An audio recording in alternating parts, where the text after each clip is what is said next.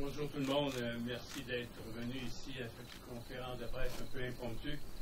On vous convoque ici aujourd'hui dans un souci de respect et de transparence pour notre population. Nous avons appris une nouvelle que nous jugeons que notre population doit savoir, dont elle doit être mise au courant et qui est importante pour son avenir. Lors d'une rencontre avec le ministre de l'Environnement et de la lutte au changement climatique et l'un de nos députés, tenue la semaine dernière, nous avons appris que le ministre de l'Environnement allait recommander au Conseil des ministres du gouvernement Legault de donner son aval à l'agrandissement du lieu d'enfouissement technique de Saint-Nicéphore, et ce, malgré l'opposition très claire du Conseil et d'une majorité de la population qui a clairement exprimé son opinion en 2013 dans un référendum et en 2014 dans un sondage que nous avons effectué. Et ce, malgré une poursuite qui doit être entendue en cours prochainement.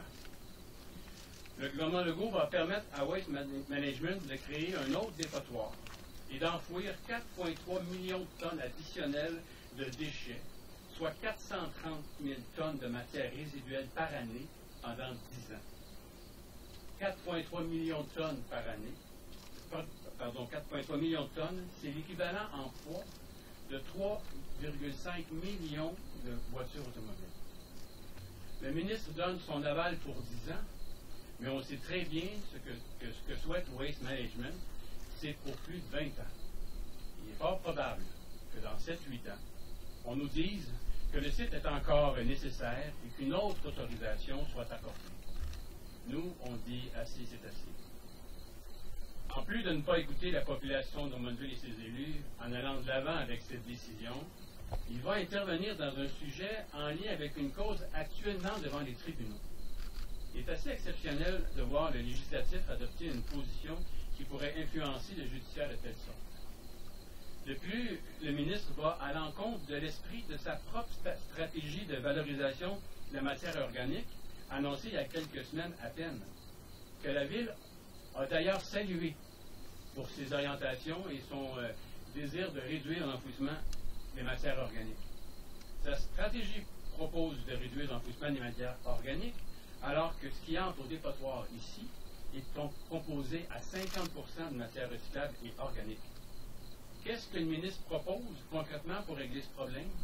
Plus d'enfouissement. La seule solution qu'il nous propose, c'est l'enfouissement à ciel ouvert. Pour nous, ce comportement du gouvernement est inacceptable. Le gouvernement Legault se positionne ou se positionnera contre l'environnement dans ce dossier s'il suit la recommandation du ministre de l'Environnement. Il semblerait que les lobbyistes de Waste Management ont bien fait leur travail. De notre côté, nous sommes pour l'environnement. Nous avons toujours été contre l'agrandissement du dépotoir.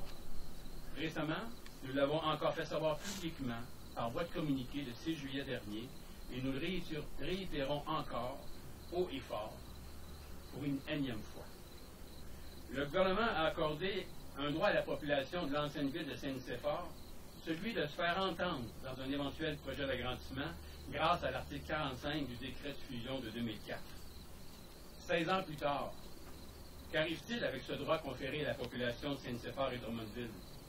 Qu'arrive-t-il à ce devoir pour nous de les inviter à se prononcer dans le cadre de ce décret qui est une loi que nous devons suivre? Nous ne pouvons donc accueillir cette décision sans broncher. Nous continuerons à nous battre contre ce projet d'une autre époque. Un projet qui ne fait preuve d'aucune innovation dans le traitement des matières organiques, qui n'apporte aucun bénéfice à l'environnement. Je le répète, tout ce qu'on nous propose, c'est de continuer l'enfouissement de matières organiques et recyclables à ciel ouvert qui vont produire des gaz à effet de serre. La gestion des matières résiduelles, c'est un problème de longue date au Québec, on le reconnaît. Plusieurs gouvernements se sont succédés sans jamais véritablement s'en soucier. Je rappelle qu'il y avait déjà été question qu'en 2020, c'était la fin de l'enfouissement des matières organiques. Et là, on la reporte. Il est injuste aujourd'hui que la population en paie le prix. Le ministre de l'Environnement considère Drummondville comme une solution à un problème national de manque d'espace d'enfouissement.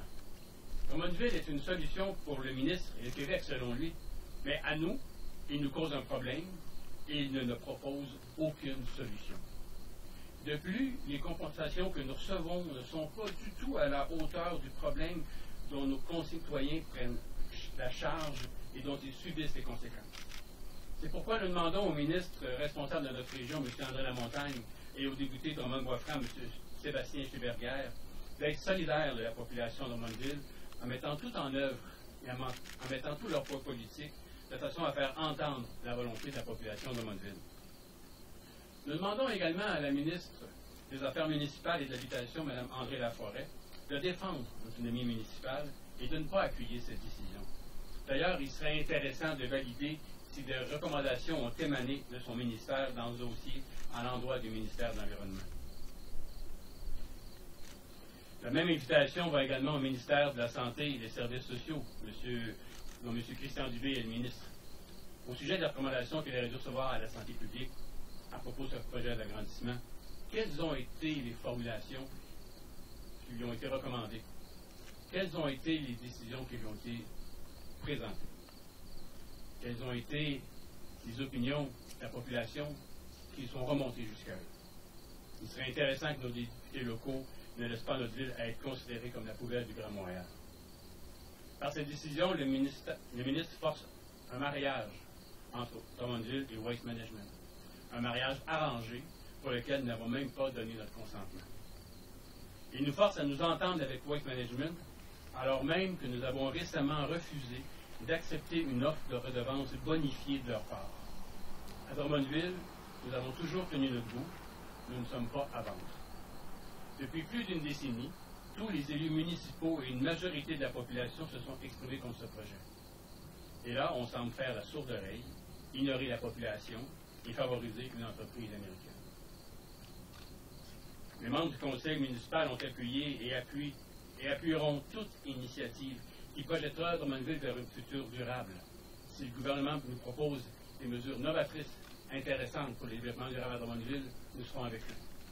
Nous avons été avec eux en appuyant leur stratégie pour la réduction de l'enfouissement des matières organiques, mais il semble bien que Drummondville n'en fait pas partie.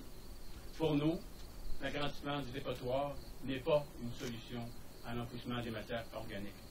Drummondville est la capitale du développement. Drummondville n'est pas la capitale des orphelins. Drummondville est une ville qui veut se tenir debout et nous voulons faire entendre notre voix. Merci de votre présence aujourd'hui. Bravo. Monsieur le maire, vous avez rencontré le ministre en personne ou des fonctionnaires du ministère et quand les avez-vous rencontrés? Nous avons rencontré les ministres de notre charrette le jeudi dernier. Il était avec un membre de son cabinet. Il y avait là aussi M. Cheberguer qui était présent et des membres. John Ross était avec moi et M. Tristan Delorier. Comment a-t-il pu justifier l'argumentaire à l'effet qu'il y a un procès qui s'en vient concernant évidemment là, le fait que la ville ne veut pas modifier son règlement de zonage pour permettre à Waste de poursuivre? Comment ils ont pu expliquer ça quand vous leur avez fait valoir qu'il y a un procès au civil qui s'en vient là-dessus? Qu'est-ce qu'il vous a répondu? Je n'ai pas répondu grand-chose et je vais lui laisser à lui le soin de répondre à cette question-là. En ce qui me concerne. Clair, net et précis, merci. J'ai plus de questions. Qu'arrive-t-il avec le procès? Est-ce que vous savez, est-ce que le gouvernement, la décision a pris séance? Le procès, on va laisser le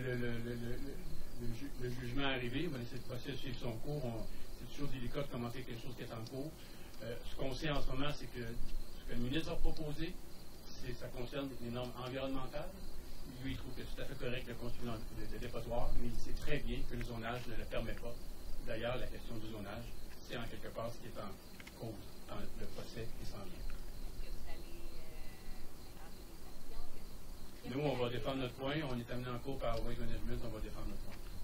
C'est pas ça qui est un peu prématuré, en fait, d'attendre, il aurait pas pu attendre, en fait, que la décision soit rendue. On trouve particulier que cette décision-là tombe avant le procès. On trouve particulier que ça tombe aussi au moment où les élections il y a bientôt une élection municipale, comme vous dites. Est-ce que c'est une coïncidence? Chose certaine, c'est ce moment-ci que ça tombe. Vous en tirez vos propres conclusions.